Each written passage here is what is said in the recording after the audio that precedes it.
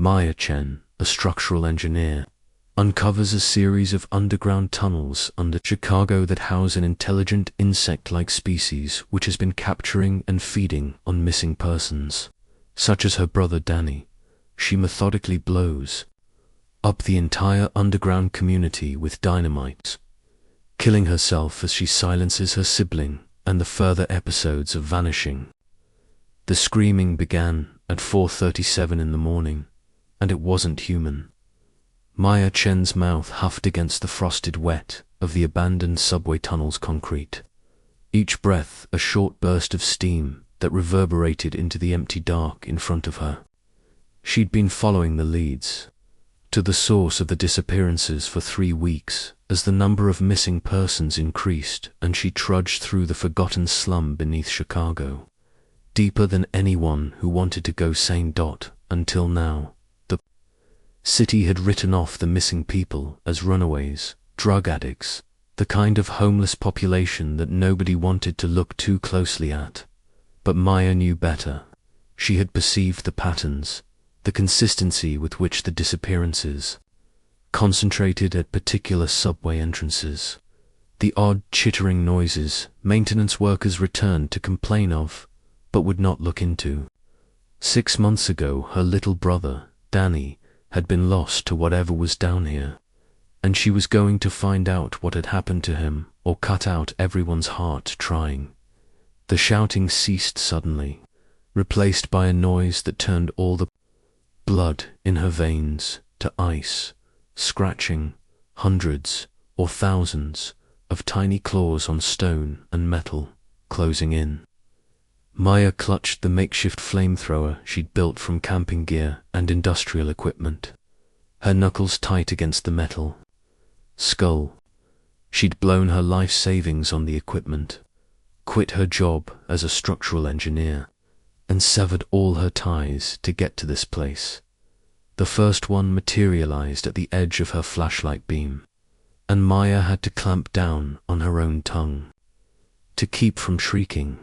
It was about the size of a small dog, with too many legs and mandibles that clicked rhythmically together in a way that almost resembled communication.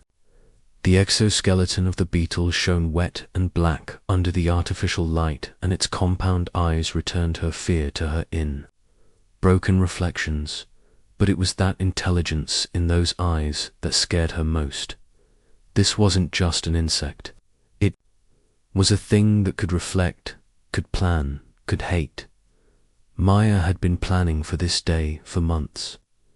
Following Danny's vanishing, she had flung herself into research. She toyed at being elusive, spending sleepless nights in the library, archives, combing through geological surveys and construction records. She'd found that the subterranean tunnels that layered beneath the city of Chicago were much like the universe, bigger than anyone had ever imagined. A labyrinth of lost passageways and chambers which linked every major building, every subway line, every sewer system in the city. There was something using them. The thing lurched a step closer, and Maya saw the lines of smaller eyes along its side, all following her movement. Behind her, she could hear more of them coming up the hatch, their claws making eerie music as they scraped toward her from all sides. "Bring it," Maya whispered, hoisting the flamethrower. "Let's see what you're made of." The monster leaped, and Maya pulled the trigger. The tunnel was flooded with orange light as the flame exploded all around the chitinous leap. It screamed, a shriek as of a ripping of metal, and fell to the ground, smoking and twitching limbs. But the victory was short-lived. The stench of scorched meat appeared to have them in a near-frenzying state, and Maya now stood before a living tide of clicking, chittering darkness. She ran.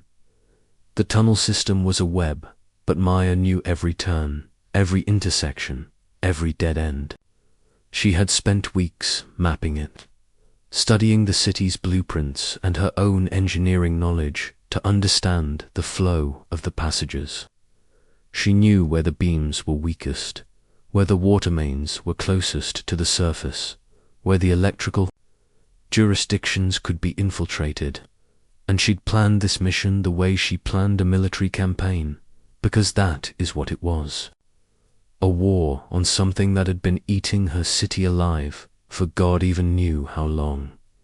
The things chased her in the dark, the claws scraping against the concrete as they clambered over each other, trying to get to her.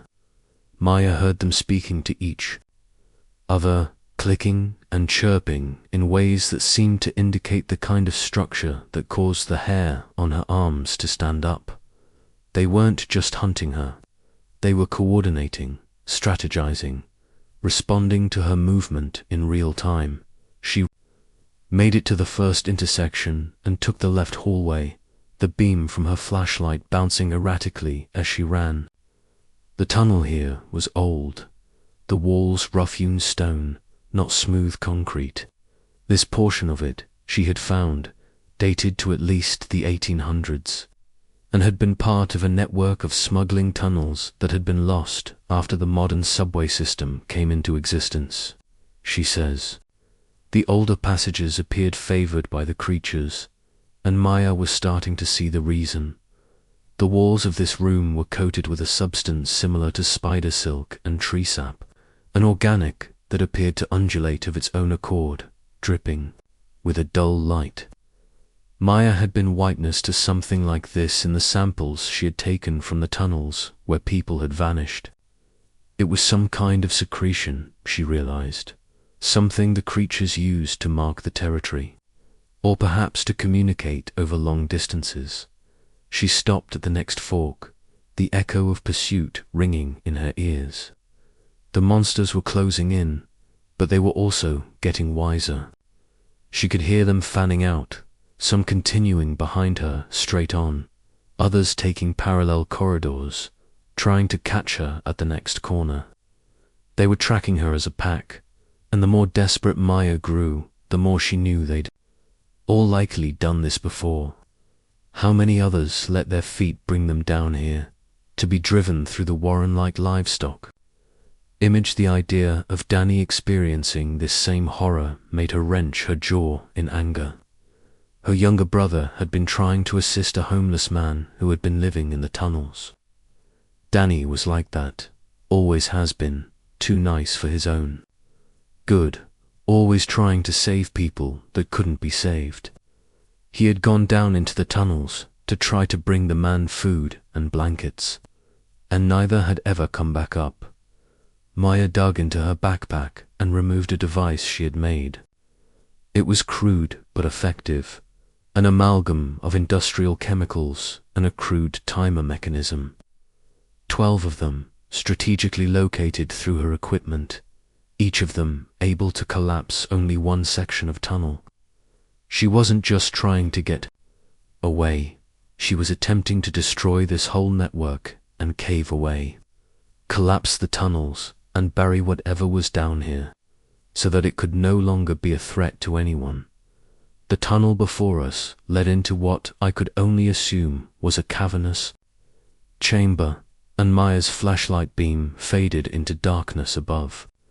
Here, too, the walls were coated in the same organic substance, but thicker, with more complexity.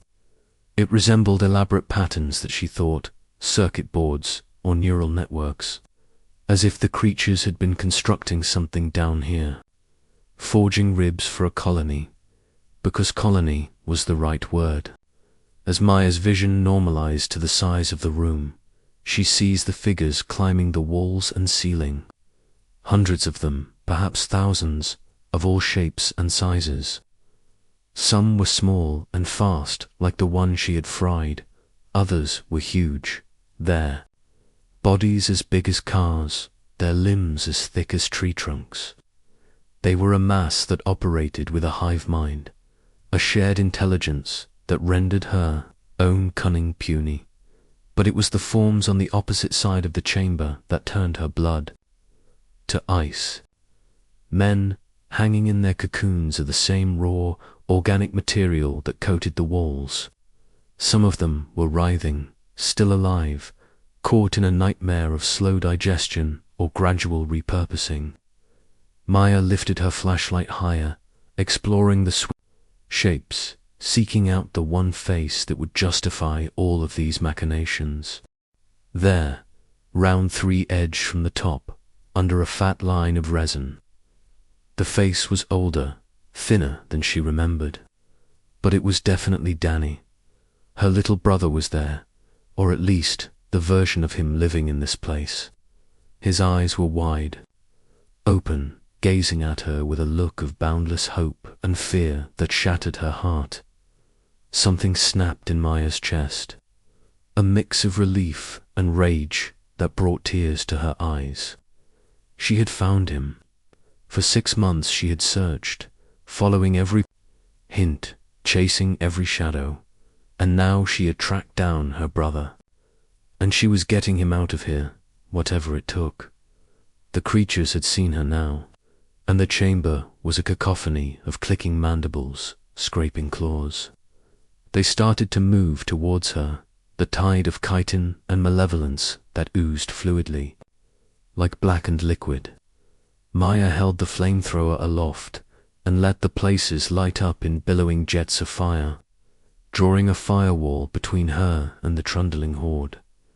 The area was abhorrent with the stench of burning beings, yet the more she struck down, the more seemed to replace them. They were coming out of passages she hadn't even noticed, oozing out of rents in the walls and raining down from the ceiling like a nightmare storm. Desperation seized Maya as she saw how outnumbered she was, that her plan to fight her way through was falling apart right before her eyes. But she had always been better at thinking than at fighting. Maya was an engineer, and engineers addressed problems with tools and leverage, not brute force.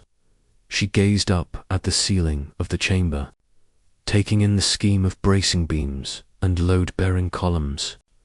The chamber was directly beneath the intersection of 2 of the city's busiest subway lines, and above that, a cluster of high-rise buildings that constituted the city's financial district. The entire structure was a house of cards, a precariously balanced pile that had been engineered to bear certain loads in certain loads and had no margin of extra strength. Shift the load, take out a few key supports, and the whole structure would collapse in something like a controlled demolition. Maya had memorized the blueprints, had worked through the calculations in her head in the long sleepless nights preparing for the mission. She knew exactly where to plant the charges that would collapse not only this chamber, but the entire system of tunnels leading to it. The things were coming closer, the rhythm of their steps suddenly more forceful, tensing as they felt her desperation rising. Maya removed the first explosive from her pack and armed it, setting the timer to 60 seconds. She threw it across the length of the room, and it was embedded in the gunk that coated the organic matter and rock. The animals closest to it appeared to realize that danger. Their jitters turned to convulsions as frantically they searched for a way to shake the device loose. Maya was already in motion, drawing the second bomb whilst running and arming it. The monsters were attempting to crowd in around her and block the various exits out of the room, but Maya had learned to read their actions, to know when to expect them in the weeks of planning. She'd watched them. They weren't the smartest, but they were predictable, and they used the old herding technique that likely had worked for generations. She reached the mast, supporting the bridge, and slapped the charge against the girder, setting the timing device to count down 90 seconds. The creatures were nearly on top of her, mandibles clicking in anticipation. Maya smelled their alien smell, a whiff of rot crossed with something sharper and more chemical. She couldn't help but wonder if this had been what Danny had smelled. In the moments before, they'd bound him inside their cocoons and started to eat him. Slow and deliberate, the realization gave her courage, and she charged the next column. weaving in and out of the monsters as they lunged for her. Her coat was being ripped by their claws, but the thick cloth resisted and protected her from the bare scrape of the scratches. Their stinking breath, hot on her skin, fetid, as she armed the third explosive and slapped it onto the concrete support. The first bomb exploded with a noise like a clap of thunder, and the distant wall of the chamber split and fell in mighty fragments. The thing screamed in utter undistilled rage and pain, and the sound echoed down the tunnels. But they didn't flee. Rather, they appeared to grow more resolved, and to be focusing more on stopping her before she can complete her mission. Maya sprinted to the fourth column and noticed, to her growing horror, that she was running low on time.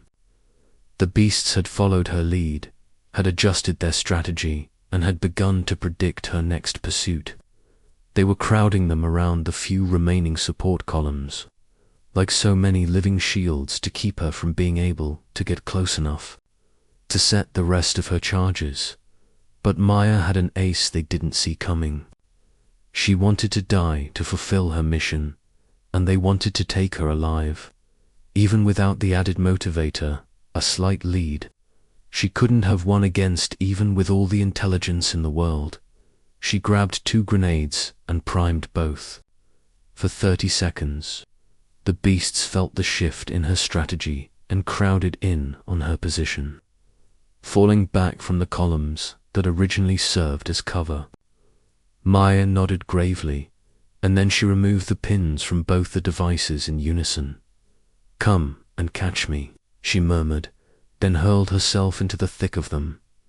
The animals swarmed her, tottering and swiping at her clothes, mandibles slicing into her flesh.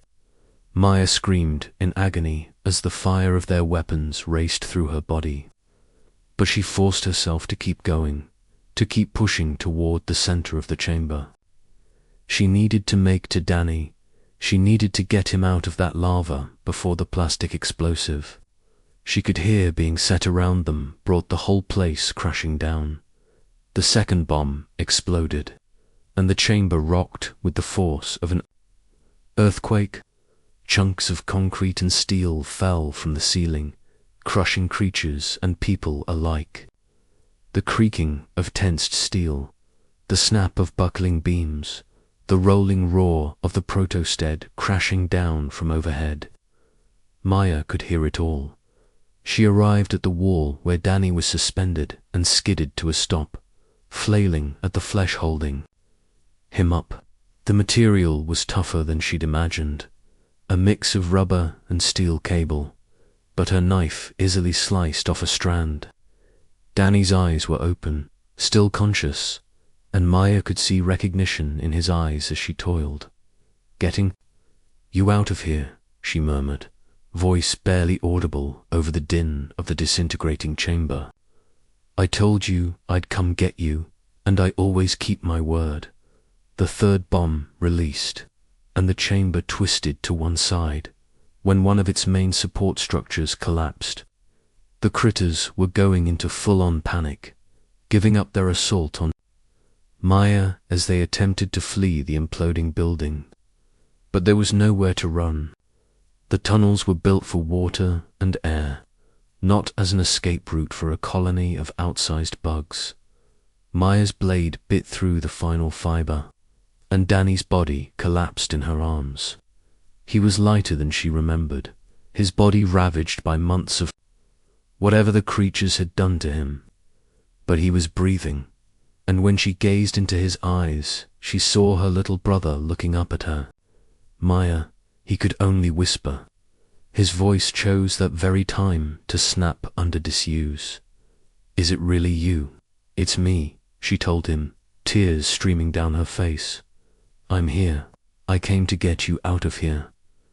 The fourth bomb went off, and the ceiling started to collapse, sealing every exit with tons of granite and scrambling creatures trying to find a way out. Maya turned to the chamber, looking for an escape, but the tunnels were gone, walled off by cave-ins.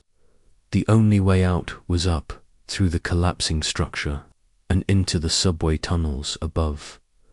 Maya was always great at math, and the equations were basic. The chamber was coming down at about 1.5 feet per second. The surface was about 200 feet below. They had perhaps 60 seconds before the whole building fell in on them. She glanced at Danny, at his emaciated form, his weakened state, and knew for sure that he'd never managed the climb. The dynamite had worked too well. The chamber was descending, and there was no preventing it. But maybe that was the point. Perhaps the object had not been to get away. Maybe the point had been to ensure that this place, this nightmare, could never menace anyone else. Maya yanked out the last charge from her pack and armed it, fusing it to a 10-second timer. Danny's eyes went wide as he understood what she intended. "Maya, no," he whispered. "Don't do this. Find another way." "There is no other way," she said, and laid a kiss on his forehead. "I love you, little brother. I'm sorry I couldn't get to you before."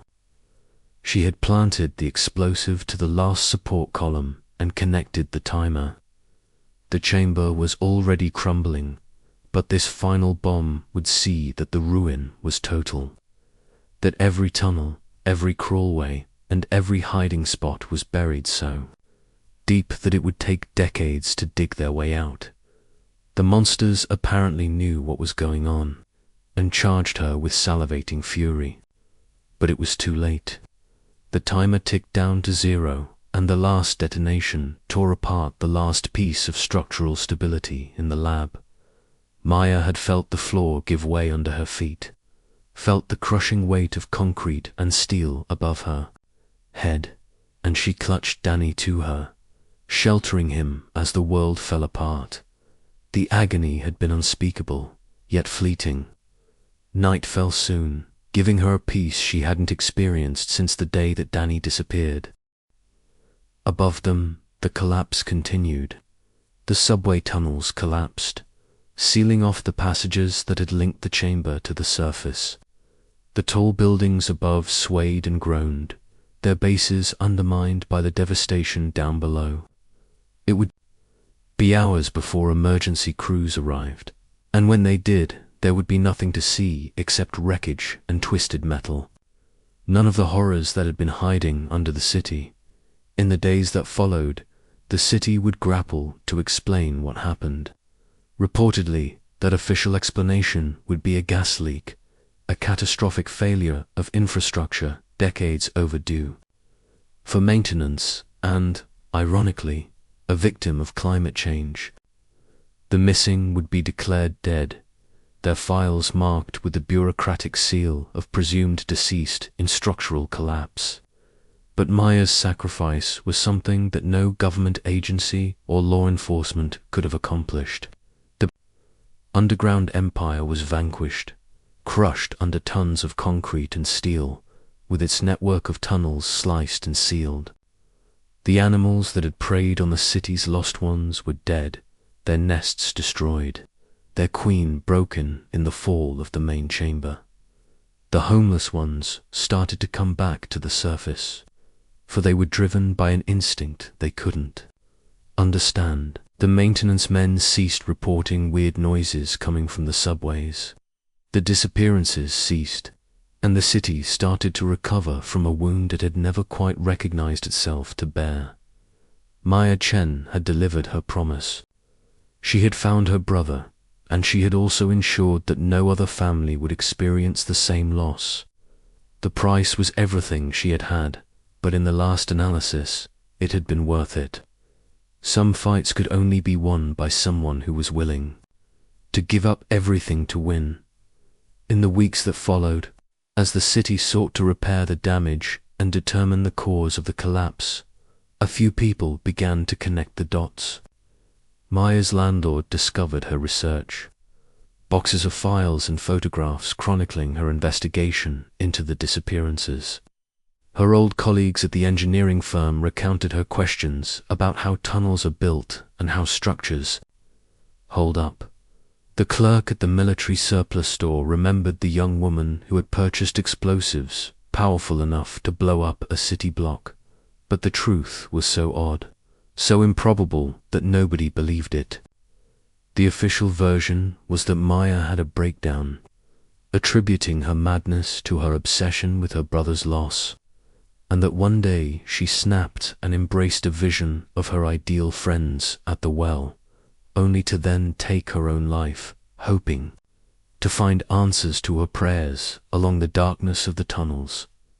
Not a word was said about the animals, the organic stuff in the ruins, or the elaborate underground burrows that ran to almost every major building in the downtown area. Those elements were stamped secret, sealed up in dust-covered files that would never be opened, disregarded as the imaginings of a grief-racked woman who had lost her grip on reality, relegated to the realm of the truly unbelievable. But Maya's sacrifice had not been for nothing. The city was secure, the nightmare ended, and the underworld empire would rise no more. She hacked her way through the cockroach tunnels, encountered terrors that would have shattered most people, and single-handedly destroyed the civilization that had been feasting on her city for generations. Ultimately, Maya Chen was what she had always been, an engineer who figured things out, however difficult or dangerous the circumstances. She had gazed into the jaws of the impossible and then rationalized the variables until she found a solution that would have killed anyone else who had been reckless enough to try. The city did what cities do anyway, constructing in the ruins. Of the old, all the new things to come. But far below the surface, in the gaps between buckled tunnels and buried halls, this place had held, and something of Maya's spirit lived on. A reminder that some fights are worth fighting, no matter the price, and that sometimes the most significant victories are the ones no one ever hears about. Danny had not been recovered in the rubble, and Maya liked to think that even in those last seconds, he had somehow found peace. She had kept her promise, had found him and brought him home after all. Even if home was a grave under the city they had both loved. What had happened to Maya Chen was the stuff of an urban legend, the kind of cautionary tale that was whispered around among the engineers and construction workers in town.